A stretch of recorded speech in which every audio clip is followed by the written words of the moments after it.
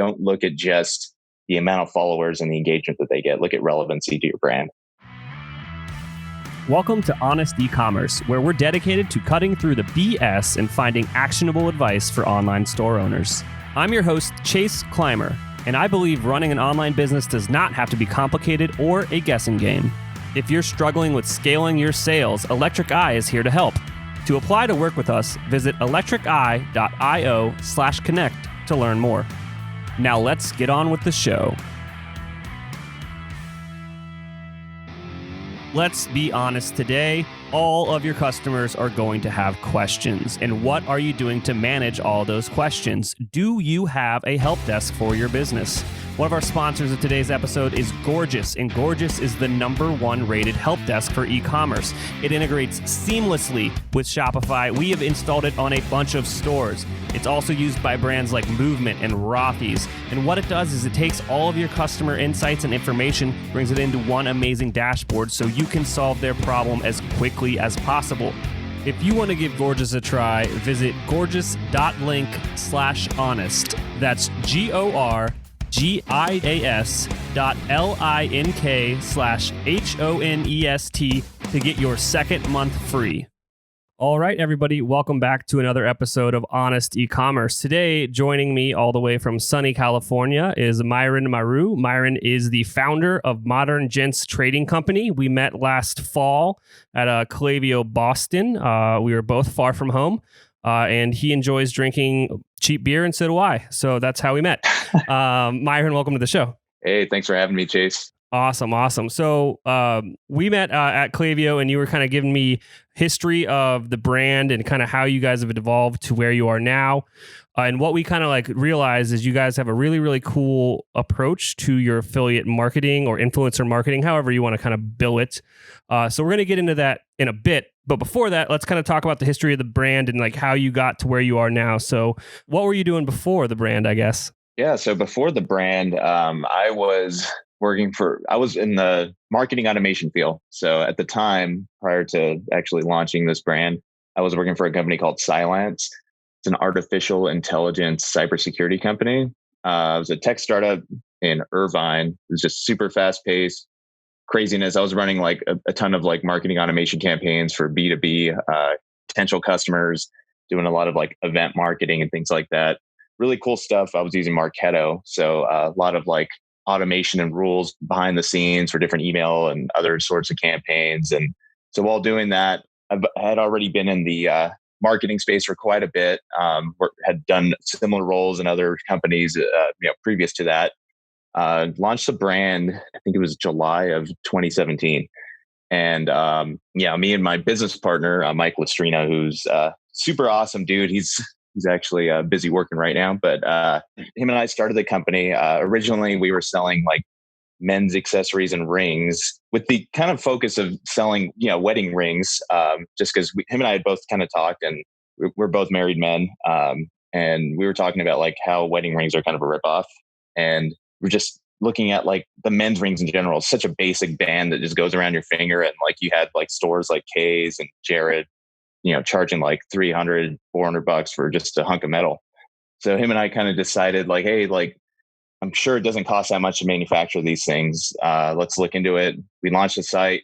Yeah, things kind of exploded a couple months later. And here we are almost 3 years in. Things are flourishing. We've got a pretty good sized staff. We've got our own building. We've come a long way. And with that, there were lots of, struggles and challenges, but definitely lots of good learnings to building a brand, especially in the current day and age of influencers and Instagram celebrities, as you would call them. So I don't know. I could go on all day about it, but for the most part, it's been a wild journey and happy to be here. And we're on Shopify, which is an amazing platform, coming from other e-commerce platforms like Magento and some other platforms that I don't even want to mention. Shopify has definitely been great with its cloud-based infrastructure. You don't have to worry about like hiring IT staff to kind of maintain stuff. So everything's been good working in the cloud.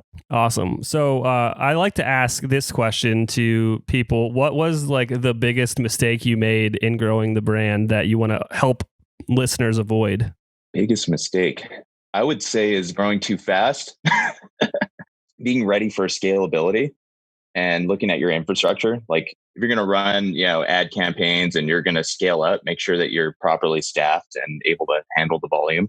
That's definitely some one mistake that we did make is just under anticipating the power of online advertising and the rapid rate in which you can grow a company. So I would say that was definitely a mistake. Now we've kind of gone through the hurdle, and we're looking at data, forecasting a little bit better, and kind of being a little bit more methodical about how we play. Yeah, that's something I always ask brands when we're discussing like working together. And I was like, hey, like imagine if your sales doubled next week. Like, could you do that?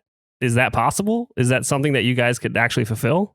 Yeah, that's definitely something. It's, and coming from my background, kind of working more like I had done, I ran businesses on the side, nothing necessarily to the extent of what we've had here, with Modern Gents. But my business partner, Mike, he founded a company 2012. It was actually a wood printing company, actually the first company that invented the technology to print on wood. And so he was in the e-commerce space with more like customized products. And he had kind of seen the wrath of rampant growth and what it can do to a company. And when you're slammed with orders and you're slammed with, just tons of calls and emails, and you don't have the staff to really like support all of that, things can go haywire really fast. And, it's maintaining like that level of customer satisfaction, making sure you're getting your orders shipped out, and then also like brand reputation. If you're the type of company that's just going to be taking orders and can't ship stuff out or can't uphold the promises that you're going to make, word's going to spread and your reputation for your brand is just going to tarnish online. So,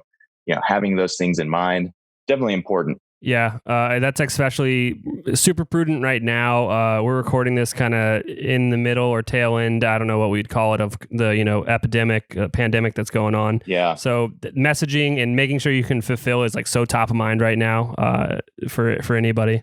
Absolutely. Yeah, it's just kind of crazy, the situation that we're all in, globally, if you think about it. Yeah, just with infrastructure and looking at like the logistics of your business and how, what you're reliant upon, even like the simplest thing like bubble mailers, being able to secure enough bubble mailers to get your orders out, can be a challenge. Like we found like there was a specific company we were ordering from, and we were ordering in bulk, and they just like completely like shut their doors. So we had to quickly pivot and find another, manufacturer of bubble mailers and to kind of like, get the ball rolling, or else we wouldn't be able to ship orders out. So things like that. It's just crazy how reliant we are upon each other as businesses. Yeah, that's something that I hadn't even considered, is all the nuance that goes into fulfilling an order. Like you may have the product in stock, but there's other stuff you need to get it done. Absolutely. Packaging, inserts, we have like jewelry boxes that we send our rings in. So, making sure we have those properly printed, we have them like foil stamped and everything. We've got like cleaning cloths that go in. There are a lot of like components that go into our packages. So making sure that like our supply chain is good and we're able to like get those together.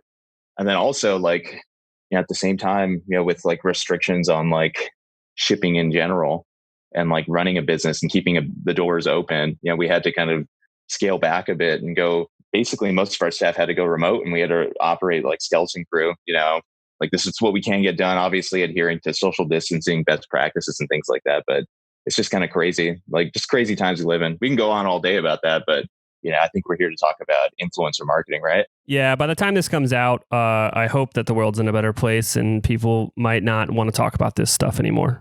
Yeah, I'm kind of tired of talking about it too. I feel like it's like the topic of conversation everywhere. If you're not talking about COVID, you're seeing COVID memes, or you're seeing like Carol Baskin memes, Tiger King stuff. Like it's just weird times we live in. Yeah. I feel like this was written by a comedian this year. Definitely. Yeah, it's a wild year. I have a almost 14-month-old at home, and I just can't wait to like reminisce about how crazy everything was. Like just walking in a grocery store and just seeing everybody wearing masks and kids wearing masks and just everybody acting as though it's just normal. Like it's the norm. Like if you were to give me, a snippet of, a snapshot of that, like this time last year, I'd be like, you're crazy. There's no way that this is going to go down. But yeah, it's just, I don't know, mind blowing. I don't know how it is in Illinois. That's where you're at, right? Close enough. Ohio, right next door. Ohio. See, you had too much of that cheap beer at the Klaviyo conference. I think it was actually more free beer, but anyway, that's beside the point. Yeah. This episode is brought to you by Klaviyo. Klaviyo helps brands deliver more personalized digital marketing experiences via email, SMS messages, social ads, and more. And since it's all driven by real-time e-commerce data, you can make sure every interaction feels more relevant. When you have a 360-degree view of the customer, the growth possibilities are endless. Visit klaviyo.com to schedule a demo. That's KLAVIYO.com.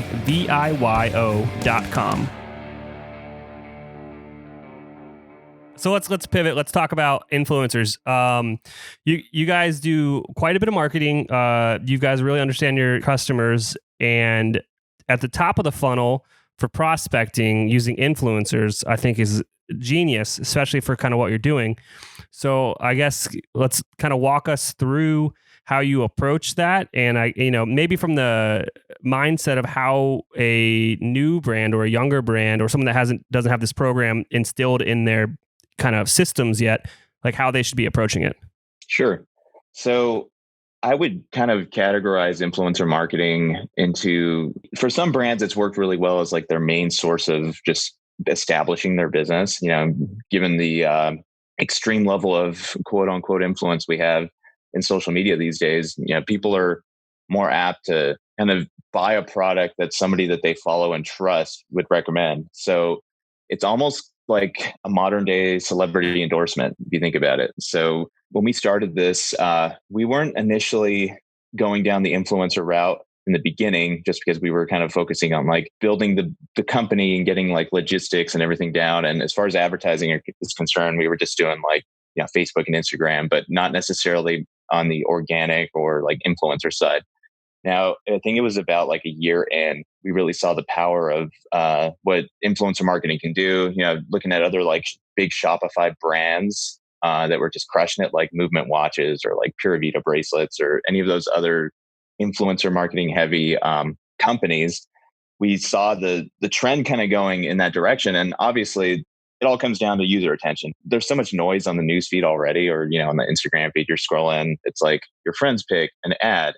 Friends pick another ad of something that you haven't even talked about, you might have thought about. So it's just kind of crazy. Because of that noise, we wanted to figure out a way to capture people's attention through a more kind of organic looking approach. So we decided to go into influencer marketing. And obviously we had like three goals in mind. We wanted increased exposure, which in turn could translate to increased potential revenue. But we knew it wasn't necessarily going to be a direct like translation, or you're not going to get like that same level of measurement that you get from like a Facebook ad or an Instagram ad or any sort of social ad that has good tracking or analytics. So increased exposure, which in turn kind of increases social presence. And so that directly can relate to like followers on Instagram. Instagram is pretty much like the main social channel that we've used for influencer marketing. We've done some stuff on like YouTube, but Instagram is definitely like where it's at right now. And so that increased exposure could potentially turn into revenue, but then it also increases social presence. And then in turn from there, you get a lot of really good UGC or user generated content. Now, when working with influencers, a lot of times you can negotiate like, all right, can we use the content that you create, whether it be like a video review or a photo, can we use that on our feed? And can we also embed that like on our site? Can we use it for email blasts? Can we use it for like banners for collection pages, things like that? So going from increased exposure to increased social presence and then getting better user generated content, we figured we can create this sort of like organic look and feel throughout all of our presence across the web. So not only like are you going to see photos of people like just out doing their everyday things, wearing our rings, you're going to see them on Instagram, whether it be on their social profile or on their profile, on our profile. You'll see it on our site, because we're also using 460, which is like a shoppable Instagram sort of plugin. And products are tagged in there. People are able to see, all right, here's what this product looks like. Here are different photos that it's tagged in on Instagram. So they can kind of visualize like what this product looks like out, in the wild. And then from there, it's just like taking that content and then using it for things, like I said, email blasts, collection banners and things of the sort. Altogether gives you a less sterile sort of look and a more lifestyle-y, kind of well integrated brand look and feel, I should say. It's basically, it gives you that organic look and doesn't make you seem like just some pop-up Shopify store that's drop ship and ship from China. So that's essentially what we were trying to go for, because we're in it for the long haul, building the brand, building trust, building credibility with our customers and just our followers on social that might not necessarily be customers yet. So when we did that, we started reaching out to just people that I had a few employees just dedicated to scrubbing Instagram and just going through and like finding influencers or people that were on there, and not necessarily heavy hitters, but like people with maybe like 10,000 followers, 15,000 followers, 5,000 followers, just anybody who looks like they kind of fit like the aesthetic that we were going for.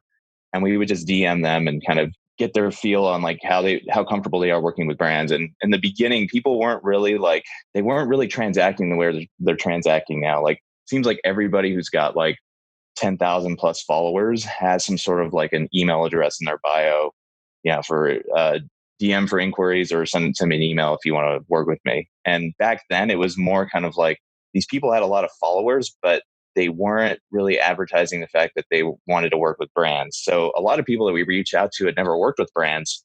So it was a little dicey kind of negotiating with them. Like, there wasn't necessarily a right way of doing it. It was just kind of more like, hey, we like your aesthetic. We like your feed, love your content. We want to work with you. Are you willing to collaborate with us? And so we just send them that, and they'd be like, a lot of people would be like, oh yeah, for sure. Like, what do you want me to do? Blah, blah, blah, blah, blah. And some people would be like, what do you mean? Like, give me more details. And so it came down to like, all right, we're going to send you some product, and you do a post, promote us on your story, tag us in it, and then shake hands. And then if it works out, we might work again later. So we started with kind of more like a non-paid approach. Like, here's free product. If you're really interested in the brand, it will send you a couple rings, some accessories, things like that. And, do a post for us, and, we're good. That's the transaction done. And then move on. And if that influencer, brought in any sort of like traction or, a lot of like engagement, then we'd work with them again and send them more stuff. And so in the beginning, it started with like just trades. I guess that you would call it like a trade transaction. And from there, we noticed that there were a hell of a lot of people that were just scamming us. There's just people out there that were like, yeah, for sure, I'll do it. You send them the product, and then crickets. People would ghost us all the time. So we started being a little more like picky choosy about who we'd work with, and kind of take a look and see, all right, have they collaborated with brands before? Are they credible or trustworthy? And while doing that, we found like this app on the App Store called Collaborate. I don't know if you've ever heard of it. It's like spelled like collab, and then the number 8. And so we hopped on there and we started like finding influencers through there. And that platform was pretty cool because there were influencers kind of had like a rating. So if brands would go on there to work with them, they had a good experience, they'd give that influencer a rating, like, 5 stars, 4 stars, whatever. And as a brand, you could kind of create like a sort of listing or a campaign, and people could reach out to you based on like the criteria. So it was almost like tapping into a network of influencers that were on the app and just were willing to work with brands and just knew the gamut. Like, they knew how it worked. This is how it gets done. And the cool thing about Collaborate was they had like a little, I think it was like an escrow account, to where if you were doing a paid collaboration, which we hadn't really done too many of those until we got on there. If you were doing a paid collaboration, you would like put funds in there, and the influencer wouldn't get the funds released to them until like you approved, whatever sort of, content they produced, and it was up, and, basically the terms were met, and you pay the influencer, and then you move on, and then you can give them a rating or whatever. And then for those that worked out well, you could work with them again. So it was interesting. As we were doing that, we noticed that there was a ton of like communication going around. There were people that were like, we were DMing, there were people we were emailing, there were people we were talking to on Collaborate, and keeping track of this was nutty. Just, it's like, all right, so who am I working with? What have they done? What have they produced? And from a business owner standpoint, like, I had a few employees working on this and just kind of keeping track of it. It was still a complete cluster, just trying to like get any sort of like data. Like, okay, like Emily Smith, I'm just going to use that as an example. Emily Smith, we worked with her before. We've given her, maybe like 2 or 3 products. We might have done like a paid collab or whatever. Like, what did she do? Where's the content at? How do we keep track of it? What was the original like agreement that we had with her? And because we might have worked with her in DMs or in the Collaborate app or on email, it was just a nightmare. So as we began to scale and grow this thing, we realized that it wasn't feasible to just like keep track of everything and just like kind of fly by the seat of your pants. So we had like this spreadsheet that was just gnarly, like just tons of information on there. And we had to make sure that we kept it up to date as people did things. And it just became a task. Like I had like 2 full-time employees just working on that. And it was pretty nuts. And it wasn't that efficient because the time that they were spending on like reconciling like the information and putting it in the tracker, they could have been reaching out to more people. So it got pretty messy from there. So we were looking for an influencer marketing like solution to kind of, I guess, hurdle the stray cats, like, get everything together and like corralled and, put all the information in a single place, one sort of like line of communication for everything. And me as a business owner being able to just hop in there and just take a look and see like macro stats, like, all right, how many influencers are we working with? What's the amount of product that we've given out? What have we got back in, revenue wise or engagement wise and things like that. And talking about like tracking revenue, that's another sort of dicey thing to even get into. I think we could probably hop into that later because I digress. But yeah, we were looking for a solution and we landed on Grin.co, which is an influencer marketing platform that pretty much did everything we needed it to do in one single place. And I could talk more about details to that. I tend to go down a bunny hole or rabbit hole just because there's just so many things involved with this topic. But I'd rather you maybe ask me a few specific questions so I can dive in. I don't know if all of this ranting is helpful. Yeah, I mean, I guess first and foremost, how big did you actually get this program to where you needed an application, a SaaS product to help you with? How many people do you think you were dealing with at a time? To let people understand the expectations of, you can start this program with a spreadsheet. It will work there. You don't need to invest in an app right off the get-go, but like when to start thinking about moving into something, a little more serious. Sure. So when we were just rocking like, just that Collaborate app and kind of reaching out, like just based on like, I would call it like headhunting on Instagram, I'd say we were in talks with maybe about 75 to 100 influencers and actively working with maybe about like 30, 40 at a time. And so you can just imagine how much time it takes to like respond to emails and then like log information and then going back in and like verifying that they actually posted content, following up with I'll call them the trolls or the scammers that, just basically got the product and didn't do anything. And, like there was a lot of coordination involved. And when it got to that, like, 40 active influencers, 75 to 100, like in talks, it was just like, holy shit, this is super hard to handle. And like employees are just like, they're spending all their day just like following up with people and like chasing trolls around to try to get them to post content. And it just got nutty. So you can definitely do it with a spreadsheet. And I'm sure a lot of other brands have done it with a spreadsheet, and they've scaled it. There are probably better ways to do it now. But what we were doing is just straight, like, we got to get influencers. We got to just go and do it, log it, just keep things going and kind of worry about like that top level reporting later. And it got to the point of when we were actually like carving out a pretty good chunk of our budget to influencer marketing that we decided to invest in that SaaS product.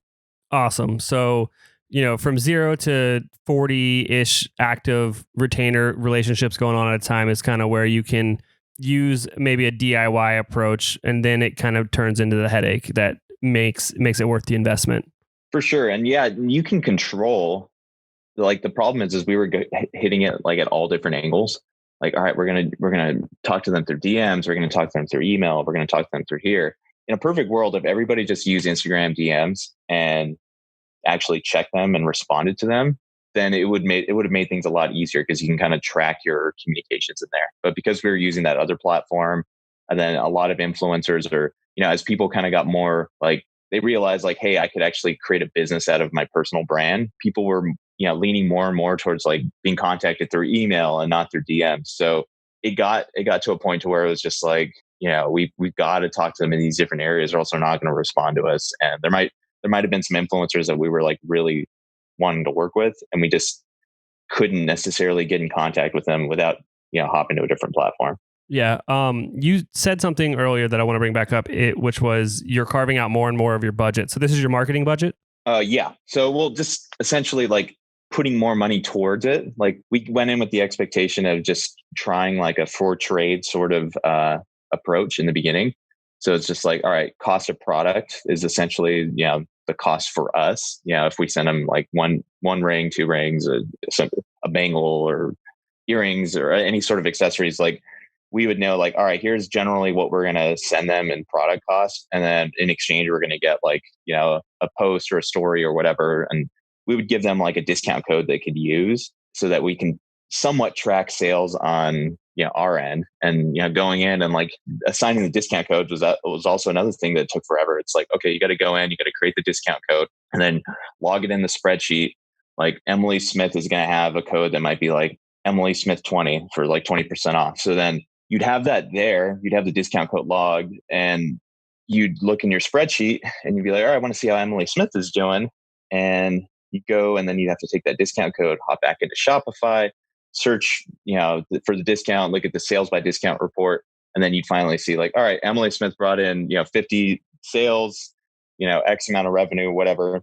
She did pretty good, because if you look at like return on investment, I might have sent her like $40 in product and I might have made a few thousand off of that. So I want to work with Emily Smith more. But in order to get to that like conclusion, there are so many steps involved. And then you got to do that for, times that by 40 or times it by 100, depending on how big you are. So it gets a little hairy after a while. I guess people are going to want to know, how many are you working with now? We're actively working with probably, I don't even have the exact number. I know it's definitely over 200. Whoa. And those are like, yeah. Is this your biggest channel as far as acquisition goes? No, it's not. And it's kind of interesting. Like, so, and then this is a combination. Like, it's not like 200 all at once. Like every day, 200 people are going to post. Like within a giving, like rolling 30 days, we'll probably work with like, 200 influencers, to where like we might have 2 or 3 posts a day or 3 or 4 or whatever.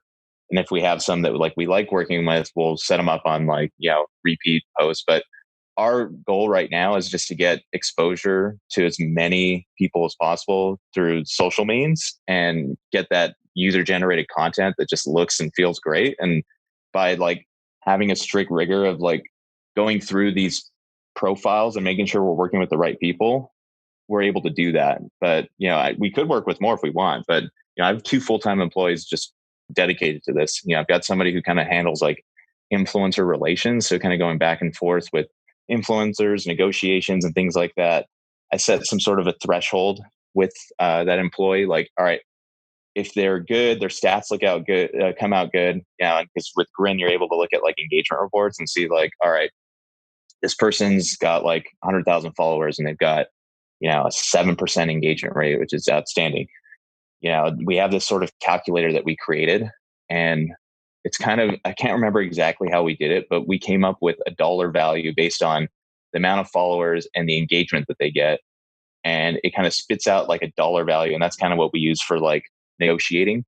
And that might be kind of going a little bit further down, but we take that. And if somebody's like way outside of the range, then they bring it up to me and my business partner. And we kind of go through and like personally look at, these like influencers that might be like celebrities or people that are just kind of way above like the threshold that we set, and we'll make the determination if we want to work with them or not. Yeah, that's some gold right there. If you could figure out what that calculation is, and if you could share it, that'd be great. Not necessarily now, we could put it in the show notes, but I'm sure people would be like curious as to like kind of how that calculation works. Yeah, it's obviously we got the engagement rate, and the only way you can really get the engagement rate is either you get it from the person themselves, which they're probably not going to give like the best, represent. They're going to sugarcoat it. They're going to be like, oh yeah, I've got a 20% engagement rate. Like, that's bullshit. Like if you have a 20% engagement rate, then I don't know. Like even Kylie Jenner, I think has like a 1 or 2% engagement rate. Like look at her Instagram account, but she's got like millions upon millions of followers. But if you get that number and plug it in that calculator that we created, it just spits out like a dollar amount. And by no means is it super polished, but it's just a nice like starting point for negotiation. And yeah, I'll go in there and I'll definitely get that sent over, and I'll kind of break it down a little bit if you want to take a look at it. But yeah, it's interesting. And the whole like psychology behind like influencer negotiations and like working with these people. Like you've got influencers that are like, very humble and like willing to work with brands that they like. And then you've got some that are just super stuck up and they're like, yeah, like I won't do anything for less than $10,000. And they have like 100,000 followers and maybe like a low engagement rate. Calculator says it might be worth $800 and they want 10 grand. Like we tell them to kick rocks, or we just don't even bother working with them. And then you've got some that have like agents. And so like there's this whole crazy like talent economy that's out there, based on influencers. There's like influencer agencies that are managing people like they're celebrities. And you work with the agent, and obviously the agent is taking a cut. And then there's certain restrictions you might have with how you can use the content. Like we were working with a celebrity. It was like a game show host. I can't remember. I'm not even going to drop names, but yeah. Anyway, we were trying to work with this girl, and the agent was like, "Oh yeah, well, we're down to do the collab, but you can't use any of the content that she created on any of your other than your like Instagram account. You can't use it on your website. You can't use it for anything else.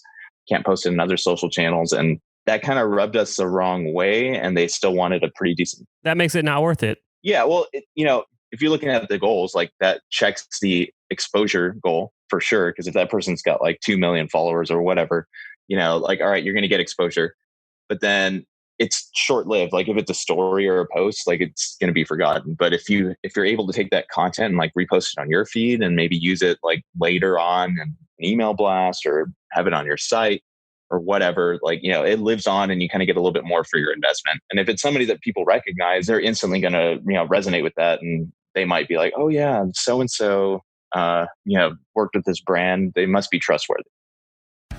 Want to get each new episode of Honest E-Commerce sent straight to your phone? Join our VIP texting list for updates on new episodes and exclusive deals from our partners. Text Honest VIP, that's HONEST VIP, to 72599 to join. By the way, we're powering our text messages with Postscript, the #1 text message marketing app for Shopify stores. Check out the show notes for a link to install Postscript for free today. Yeah, I think that is probably a part that a lot of people overlook with the influencer thing is just, one, creating content is a beast of a just thing to do for a business. It's a lot of work. I probably spend half my time creating content for the agency, and it's, it's not fun. Oh yeah. Well, it is fun, but it's like, I'd rather be strategizing or, working with clients or, there's a lot of other things that are a little bit more fun. For sure. Yeah, definitely.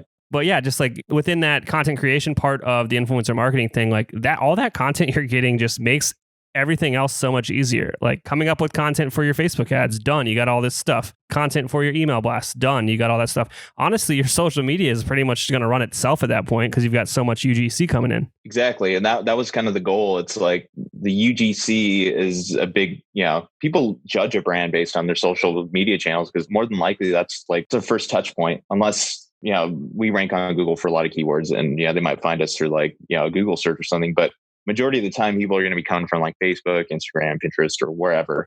They're going to see our brand, the content that we post on there, the content that we're tagged in, what people are saying about us, and they hop over to the site. And just having that sprinkled throughout the site to kind of give it life and give it that organic sort of feel is definitely beneficial. And you can't necessarily put like a dollar value on it, but you can. But it's more like qualitative versus quantitative. Like it's not as cut and dry as like, all right, if you work with 200 influencers, you're going to get a 10x ROI or return on ad spend or whatever. Like it doesn't work that way. There is some reporting capabilities, like I said, like having special discount codes. But the problem with that is you have these discount codes that you create. People go on your site and they might find like another discount, or they might find a discount code that might be higher if you're running a promotion, and like managing that whole like spectrum of like, coordinating like a, seasonal campaign with influencer discount codes. And if they see the content like a couple of months later, like it might not necessarily align. So people might be using other discount codes or not using discount codes at all. And you can't necessarily like do a one-to-one translation as to whether or not Emily Smith brought in, 50 sales or she brought in 100 sales. So it's kind of hard. And Grin, that the platform that we use, actually makes it pretty easy because based on criteria, it'll automatically generate discount codes. It'll automatically create like orders in Shopify to send, product out to these influencers. And then it gives you like, return on investment sort of reporting. And it gives you like it gives you a straight, like, here's your return on investment, from a sales standpoint. And then it gives you some sort of like an engagement ROI, which I haven't necessarily paid too much attention to. I just basically look and see like, all right, are we on the upside with, the ROI that we're getting that's actually trackable? And are we somewhat profitable? We obviously know that there's a black hole because people are interacting with the site in so many different ways. And because you can't necessarily like put an affiliate link through Instagram, like there are ways like they can do them with swipe up links, or they can put the link in their bio. It's not necessarily as directly translatable as like having a link that they click that's like cookied and gives you the ability to, actually track, whether or not they make a purchase within a conversion window. Yeah, it's tracking affiliates and tracking influencers and tracking just where customers first interact and then like the last interaction that makes them purchase is a whole wild west of data analytics that is definitely better suited for a different show. But I mean, I think at the end of the day, though, you can definitely draw a direct correlation between, well, we were working with X amount of influencers a month and sales are at this, and now we're working with Y and sales are that. Like there's definitely a correlation between the amount of effort that you're putting into a channel that that's working and what you're seeing on the other side. Yeah, it's kind of one of those good faith channels. Like, you're putting it in, you're not going to necessarily be able to see like direct quantitative stats right away. It's kind of more of a snowball effect, really. Like once you get that tipping point on social to where you've got tons of content being pushed out, you got tons of people posting about you, you've got a lot of buzz going on, in these channels about your brand. It only adds to your credibility, and then just increases your exposure to other people. And from a psychological standpoint, if they see a lot of people talking about it, people kind of have like this sort of FOMO, like fear of missing out. Like, oh wow, well everyone's talking about Modern Gents rings, like maybe I should look at buying one of those. And from there, it just takes you to that next level that you couldn't necessarily get to without user generated content. And not to say that you can't get that content from your customers. Like you can use like reviews platforms like stamp.io or what's that other one, that big one, can't remember. Yotpo, there we go. Yeah, we use Stamp, but driving like your existing customer base to post user generated content is one thing, but at the same time, then you got to capture like, release forms and other things like that, which having an influencer platform that kind of keeps track of all that for you and makes people kind of sign an agreement saying like, hey, if you submit content, like you're signing over the rights for us to use this in any way, shape or form. Like, and that's kind of the other thing from a compliance standpoint. It's like, we don't want to be like just taking people's content that they do, for us and then go and post it. And let's say I run a Facebook ad for it and it gets like tons of exposure. And then the person comes back later saying like, hey, I never authorized you guys to use this for an advertisement. So, having that baked into that platform makes it a lot easier versus like having to get people to like e-sign a disclosure or like email them some sort of like a PDF that they print out and sign and send back to you. Like that's if you're doing it by the book, which I would always recommend doing things by the book. I don't like shortcuts, and I don't like dealing with any sort of like legal mishaps that could potentially occur. Yeah, that's amazing. I mean, dude, you've come on here and you've shared just so much awesome information about, how influencer marketing works and kind of the ins and outs. I can't thank you enough there. Is there anything that I forgot to ask you about that you think's worthwhile with sharing before we end the podcast? I would say like to anybody who's looking to, start influencer marketing, I would just dive right into it. Like, don't even hesitate. Like for it took us a year to even like dip our toe in the water. And I just wish I would have cannonballed right into that swimming pool because there's so much power behind it, and it can only complement whatever sort of other advertising methods that you're using and other avenues and channels. And it has more of a long-term effect because it builds your social presence. You're going to gain more followers. People are going to talk more about your brand. And I think overall, it's just a good thing. I would almost compare it to like I mentioned earlier, it's kind of like celebrity endorsements. Like, you think about a celebrity that you might trust or like you just really enjoy. And if they're using a specific product, you might be more willing to use it yourself. And not to say that you have to use macro influencers. You can use micro influencers too, because we live in a day and age where somebody with 4,000 followers might have a better engagement rate than somebody who has 40,000 or 400,000. And there might be more.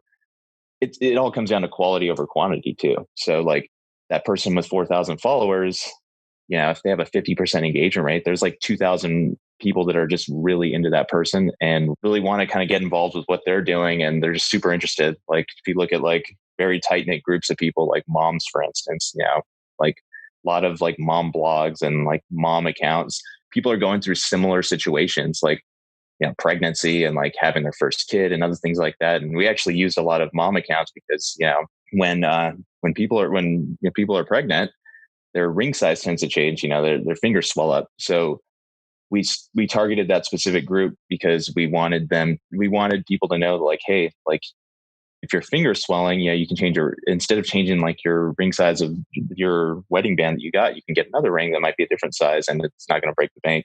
So different things like that, like getting creative with like how you're targeting these influencers. Like don't look at just the amount of followers and the engagement that they get. Look at relevancy to your brand.